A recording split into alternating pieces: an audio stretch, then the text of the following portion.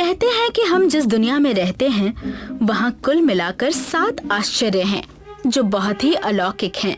किंतु किसे पता था कि इस धरती पर उन 7 आश्चर्यों के अलावा 8वां आश्चर्य भी है जो सदियों से छुपा हुआ है, किसी विशाल देश में नहीं बल्कि बर्फीले मणिपुर के समंदर के बीचों बीच छिपा हुआ है।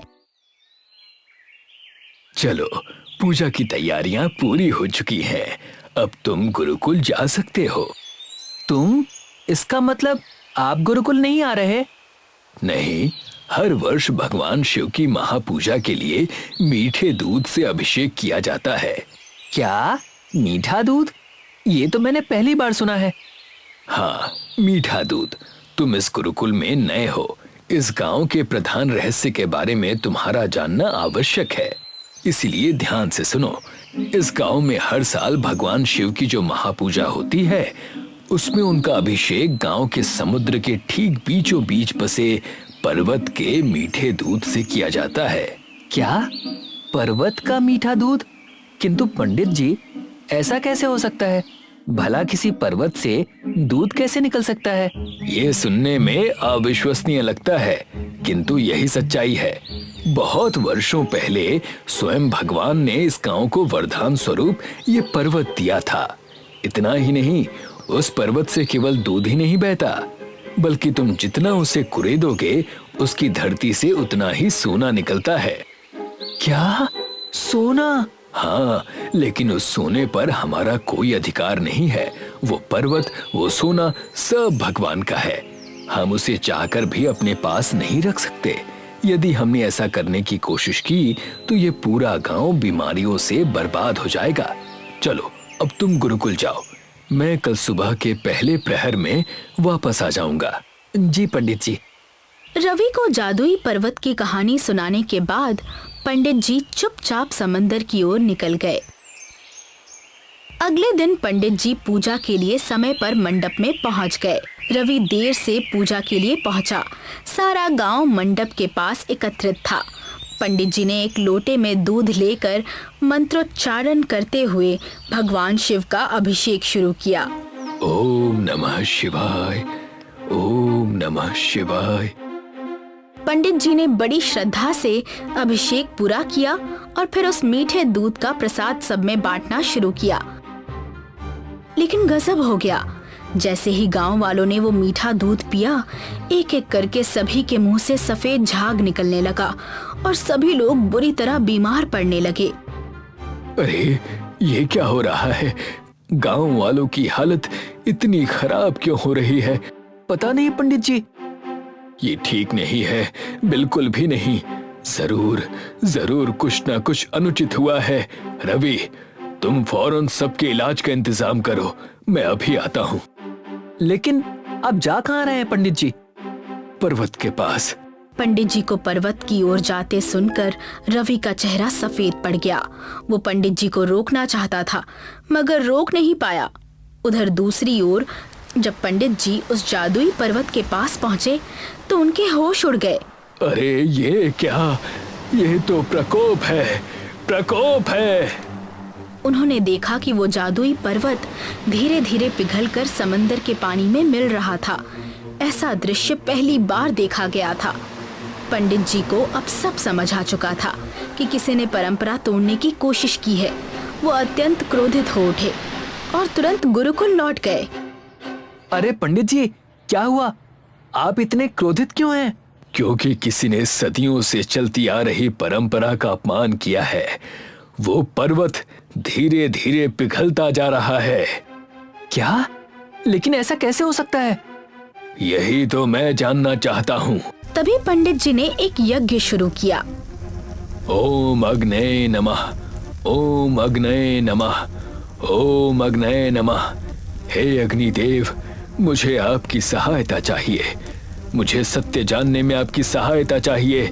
किसी ने छल और कपट से सदियों पुरानी परंपरा को भंग किया है, जिसके कारण पूरा गांव गंभीर बीमारी से जूझ रहा है और उससे भी भयावह भगवान का दिया हुआ पावन पर्वत पिघल रहा है।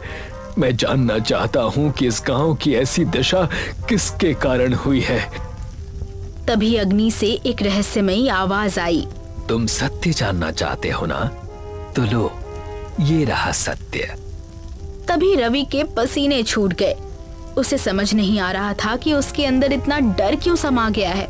वो भीतर तक कांप उठा। यज्ञ की अग्नि और तेज हो गई और उसके बीच एक गोलाकार आकृति बन गई, जिसमें उन्हें एक दृश्य दिखाई देने लगा। जब पंडित जी पर्वत के पास पहुंचे थे, ठीक उनके पीछे पीछे रवि भी वहां आ गया था।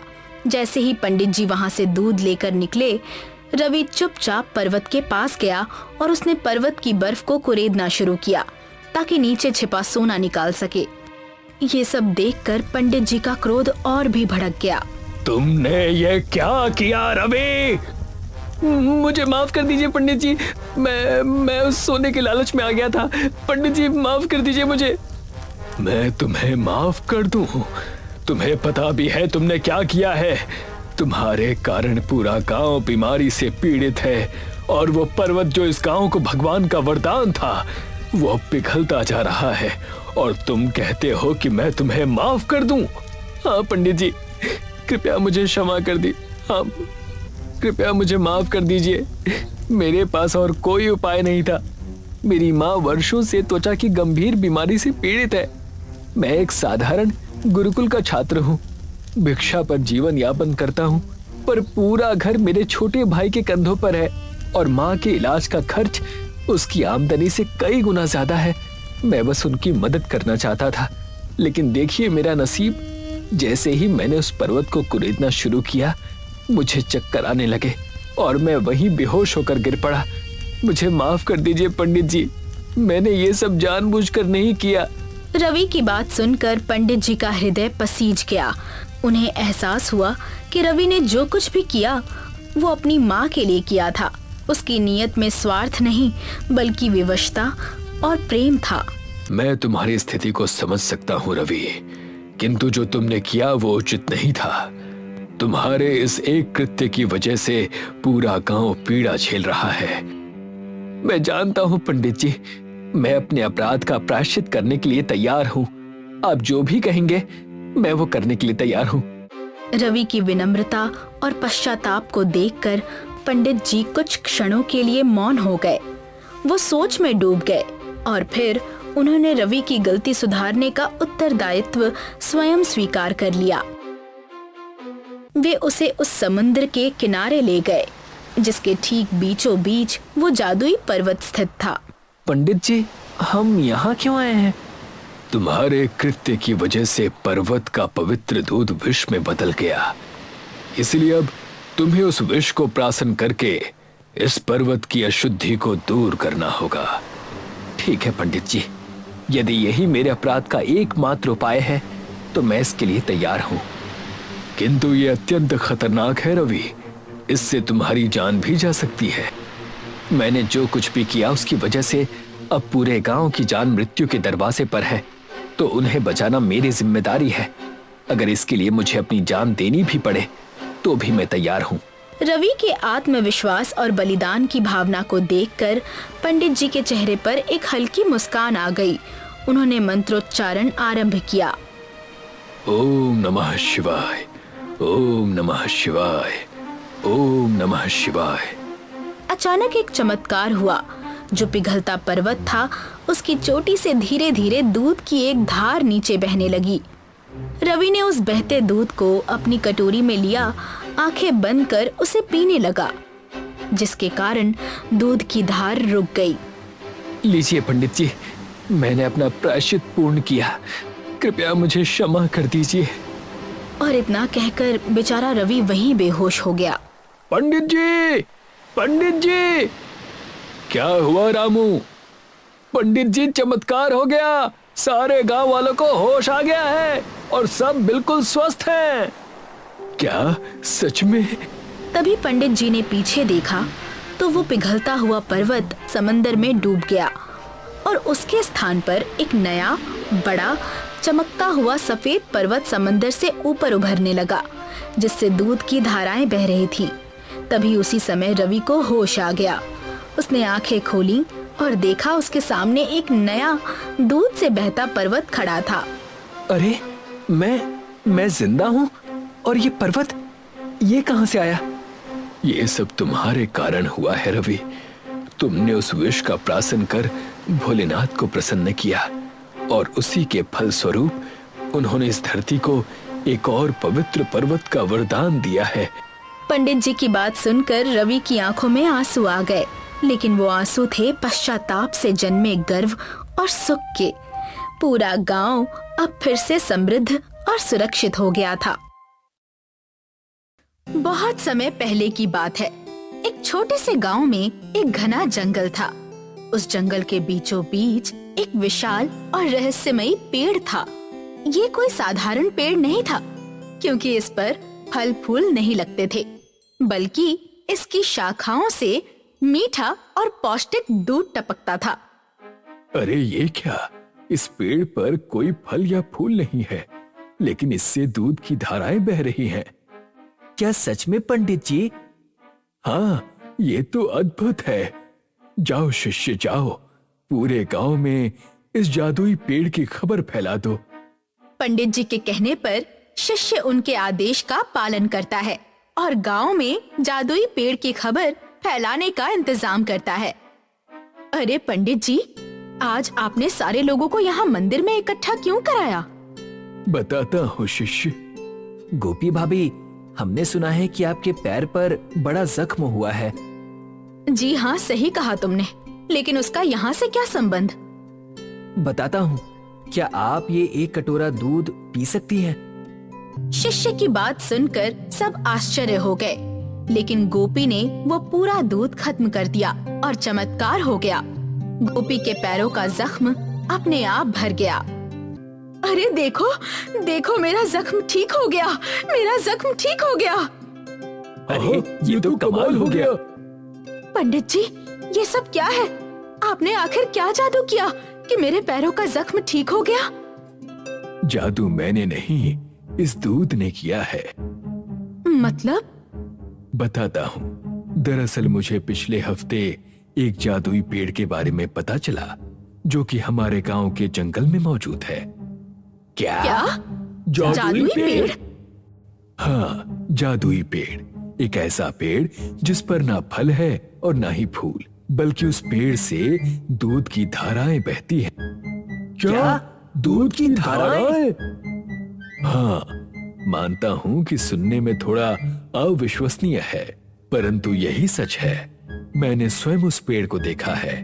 पहले तो मैं भी हैरान था, लेकिन जब मैंने उस पेड़ के दूध की जांच की, तब पता चला कि इसे पीने के बड़े फायदे हैं। ये न सिर्फ पोषण देता है, बल्कि बड़ी बीमारियां या फिर जख्मों को भरने की भी क्षमता रखता है। पंडित जी की बातें सुनकर सारे गांव वासी खुश हो गए। उस दिन के बाद से गांव के सभी लोगों के लिए उसी पेड़ से दूध पहुंचाया जाता था। जादुई पेड़ की वजह से पूरा गांव समृद्ध हो चुका था। पूरे गांव में पोषण की कोई कमी नहीं थी, ना किसी बीमारी का नामो निशान था। लेकिन जहां पूरा गांव जादुई पेड़ की वजह से खुश था, वहीं इस जादुई पेड़ ने तो मानो सबके जीवन के अंधेरे को मिटा दिया है। तो क्यों ना मैं कुछ इससे ऐसा करूं जिससे मुझे और फायदा मिले। रघु बड़ा ही लालची व्यक्ति था। वो गांव का सबसे धनी व्यक्ति बनना चाहता था। जब उसने जादुई पेड़ के रहस्य को जाना, तो उसके मन में एक लालची विचार आया, जिससे वो अपनी पोटली भर सके। रघु हर रात उस पेड़ के बारे में सोचता और योजना बनाता। वाह भाई रघु, क्या योजना बनाई है तुमने। अब बस जल्दी ही तुम्हें उस पेड़ को जड़ से उखाड़ना है और अपने घर के बरामदे में लगाना है। फिर क्या, उसके बाद तुम उसका दूध गांव वालों को बेचना और माला माल हो जाना। वाह क्या बात है। रघु ने योजना तो की थी, लेकिन उस योजना को सफल करना उतना ही कठिन था। लेकिन हमारे लालची रघु को इसका अंदाजा नहीं था। कुछ दिनों बाद रघु देर रात गांव के बाहर जंगल जा पहुंचा। बहुत देर बाद आखिर उसे वो जादुई पेड़ मिल ही गया।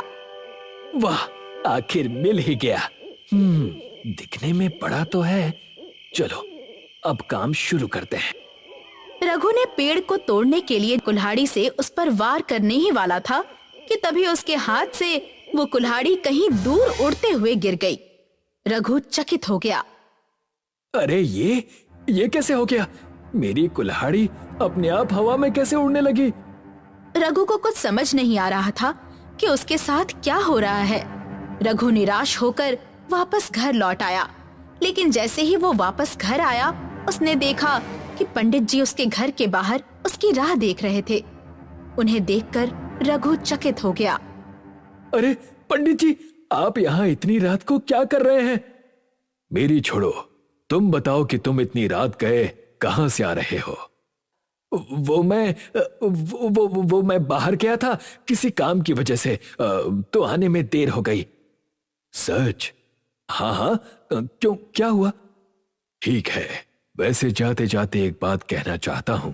जिस प्रकार झूठ बोलना गलत है, उसी तरह झूठ की कमाई भी गलत है। पंडित जी की बात सुनकर रघु कुछ गड़बड़ा गया। उसे डर लगने लगा कि कहीं उन्हें कुछ पता तो नहीं चला, लेकिन उसने उस बात को अनदेखा कर दिया। पिछली रात जो हुआ था उससे रघु निराश था। तभी गांववासी उसके घर की ओर चले आ रहे थे। अरे ये क्या, सारे गांववासी यहाँ क्यों आ रहे हैं? रघु बाहर चला गया। अरे गांव वालों, सुबह सुबह आप सब यहाँ क्यों आ रहे हैं? शर्म नहीं आती तुम्हें ये पूछते हुए? अरे ये क्या बदतमीजी है? अरे वाह, गलती तुम करो और बदतमीज हमें बोल रहे हो। गलती? कौन सी गलती? कल तुम कहाँ थे रघु? अच्छा, इस पंडित ने चुगली कर ही दी। चुगली नहीं, सच्चाई बताई है मैंने सबको। सच्चाई? कैसी सच्चाई? अच्छा, ये बताओ कि तुम कल जंगल में उस जादुई पेड़ के पास क्या कर रहे थे? रघु पंडित जी की बात सुनकर गड़बड़ा गया। आपको कैसे पता चला? क्योंकि कल मैं भी वहीं पर था। तुम उस पेड़ को तोड़ने की कोशिश कर रहे थे। देखिए, ये पंडित झूठ बोल रहा है। शर्म नहीं आती? मुझे झूठा कह रहे हो? मैंने अपनी आंखों से तुम्हें उस पेड़ के पास देखा है। हाँ, बताओ तुम क्या कर रहे थे, बोलो। गांव वालों के सवाल से रघु परेशान हो चुका था और उसने सारा सच बता दिया। हाँ, मैं गया था उस पेड़ के पास। उसे काटने की कोशिश की तो क्या गलत किया? पिछले 2 महीने से मेरे पास कोई काम नहीं है, इसीलिए उस पेड़ को काट कर मैं उसे यहाँ मेरे घर के बाहर लगाने वाला था और वही दूध बेचकर पैसे कमाने वाला था। तो बोलो क्या गलत किया मैंने? मेरा भी जीवन है, घर है, जिम्मेदारियां हैं, इसीलिए अगर मैं उस पेड़ से पैसे कमा भी लूं तो क्या गलत है इसमें? गलत यह है कि तुम जिस पेड़ को काटने जा रहे थे वो कोई साधारण पेड़ नहीं है। तुम्हारी एक गलती की वजह से कुछ भी हो सकता था। मुझे नहीं लगता कि मेरे कुछ ऐसा करने से कुछ भी बुरा होता। तुमसे बात करना ही बेकार है मूर्ख। बस अब बहुत हुआ। तुम्हारी इस गलती की वजह से तुम्हें गांव से बहिष्कृत किया जाता है। क्या? नहीं, आप लोग ऐसा नहीं कर सकते। निश्चित रूप से हम ये कर सकते हैं। तुम्हें आज के आज ही गांव से बाहर जाना पड़ेगा। हाँ, ये सही है। पंडित जी की बात सुनकर रघु गुस्से से तिलमिला उठा। उसे पंडित जी का ये निर्णय बिल्कुल पसंद नहीं था। नहीं, तुम लोग गलती कर रहे हो। मुझे बाहर निकालकर बहुत बड़ी गलती कर रहे हो। भुगतोगे, सब के सब भुगतोगे। रघु गुस्से से गांव से बाहर निकल गया। रघु के जाने के बाद सबको डर था कि रघु उस जादुई पेड़ को कहीं कुछ कर ना दे, इसलिए पंडित जी ने गांव वालों के कहने पर उस पेड़ के पास पहरेदारी शुरू करवा दी। लेकिन 3 महीने हो गए पर रघु का कोई नामो निशान नहीं था, इसलिए 3 महीने बाद पंडित जी ने पहरेदारी हटवा दी। सबने मानो चैन की सांस ले ली थी। लेकिन गजब हो गया। जिस दिन पंडित जी ने जादुई पेड़ से पहरेदारी हटवा दी, उसी दिन रघु ने जादुई पेड़ पर हमला कर दिया। पंडित, तूने मुझे बाहर निकाल कर ना बहुत बड़ी गलती की है। तू इस पेड़ को बचा रहा था ना, अब देख मैं इसका क्या हाल करता हूँ। रघु ने तय कर लिया था कि वो उस पेड़ को बर्बाद करके ही रहेगा। तभी अचानक उस पेड़ से एक परछाई बाहर आ गई। उसे देखकर रघु चकित हो गया। देखो, ये पेड़ इस गांव के लिए उनके पूर्वजों की देन है। इसे बर्बाद मत करो। नहीं, मैं अब किसी की नहीं सुनने वाला। जिन लोगों ने मुझे इस गांव से बाहर निकाला है उन्हें उनकी गलती की सजा मिलकर रहेगी। ठीक है, जैसी तुम्हारी इच्छा। और वो परछाई हवा में गायब हो गई और रघु ने उस जादुई पेड़ को अपनी कुल्हाड़ी से तोड़ मरोड़ दिया। अब देखता हूँ गांव वालों का भला कैसे होता है। रघु खुश था, उसका बदला पूरा हो चुका था। लेकिन जैसे ही वो पलटकर आगे बढ़ा, उसके पूरे शरीर में करंट जैसा कुछ बहने लगा और तब उसे उस परछाई की बात याद आई। देखो, ये पेड़ इस गांव के लिए उनके पूर्वजों की देन है, इसे बर्बाद मत करो। अब रघु को एहसास हुआ था कि गुस्से में लिए उसके एक फैसले की वजह से उसकी ये हालत हो गई थी। सीख, इंसान को अपने क्रोध पर काबू पाना आना चाहिए, वरना वही क्रोध उसकी बर्बादी का कारण भी बन सकता है।